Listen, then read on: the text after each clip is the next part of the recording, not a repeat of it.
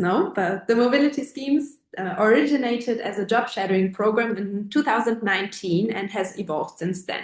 Up until today, it has become increasingly popular, both for hosts and for participants, and, and hence it also grown to be a bit more competitive. Nowadays, it is UNIC's staff mobility program and part of our wider knowledge sharing offers. The mobility scheme offers an opportunity for colleagues working for a UNIC member organization to experience the work and approach of a different UNIC member organization and to exchange knowledge on specific topics or areas of work. For the hosts, it can also be a nice opportunity to welcome participants from the rest of the network, benefiting also from their specific backgrounds, knowledge, and skills. It is also a chance to introduce the participants to the local context, the cultural scene, or the cluster landscape in which the hosting organization is operating. In practice, it will then look like this. A minimum of 5 participants are visiting and hosting an institution for 2 or 3 days. We ask you to already indicate a calendar week within the application so that we can ensure the availability of participants.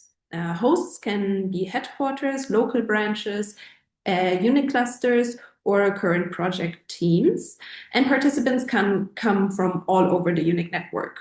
The hosting offers will be made available online for participants to apply, and after a matching phase between the hosts and the participants take place, visits will start to take place from February 2027 on.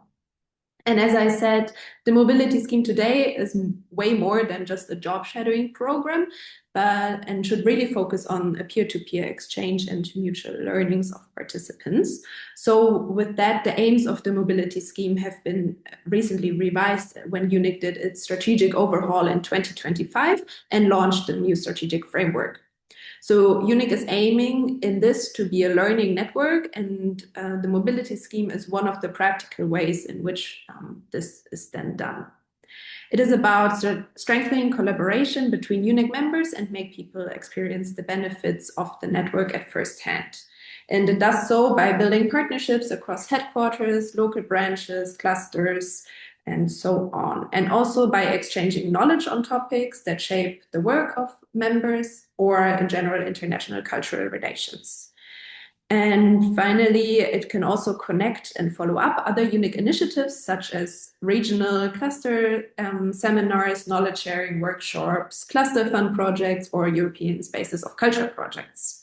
And we saw some nice examples in the past years where the mobility scheme then led to further bilateral cooperation. So for example, the Goethe Institute and the Swedish Cultural Institute continued in the following year a bilateral exchange program. This came up because in a mobility visit, they discovered that they are both working on a similar topic. Or we had a focal point meeting and a regional seminar being linked to the mobility visits, as we saw in Cairo or in London. And I recently participated in a mobility visit in Berlin at the cluster there, where we took more of an artistic approach and had our program linked to an architectural project facilitated on a yearly basis by the cluster there. So for the edition in 2027, I think we need to continue with the slides. Yes, for 2027, we are foreseeing a timeline that is on the next slide. So the call for hosting offers is open right now and will remain so until the 18th of September.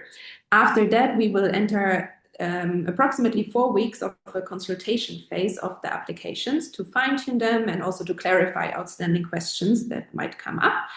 And in mid-October, we then select the final hosting offers and publish them on our website, and participants will then be able to apply to these. Once we receive the applications from participants, we will share them with the hosting offers, and the final selection of participants is up to the hosts.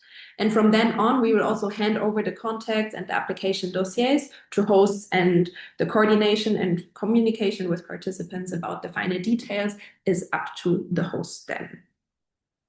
In this webinar, we then want to look a bit more on what it takes to be a host and what we are looking for with hosts.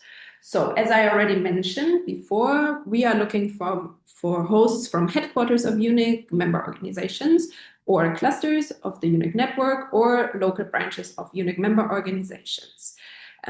Or it could also be a combination from a headquarter and a cluster or a local branch. So we saw some recent good examples in Czechia and also in London with that. Hosts can also be teams from recent supported UNIC initiatives, such as Spaces of Culture or the Cluster Fund. And with the hosting offers, we are hoping for a wide geographical spread of them, so participants from all regions in the world can apply and have a chance to participate in one of the visits. As a host, you will identify your areas of expertise and relevant topics to then develop the program and the agenda of the visit. This should already be as thorough as possible in the application stage. So you don't need to have a fully finalized agenda, but you should have a strong outline. And then, of course, there's still room to adapt it once the participants have been selected. And you will select and coordinate with the participants about the final details of the visit. And of course, this is also the time where you then have time to tailor the agenda more on a content side to the participant's profile and interests.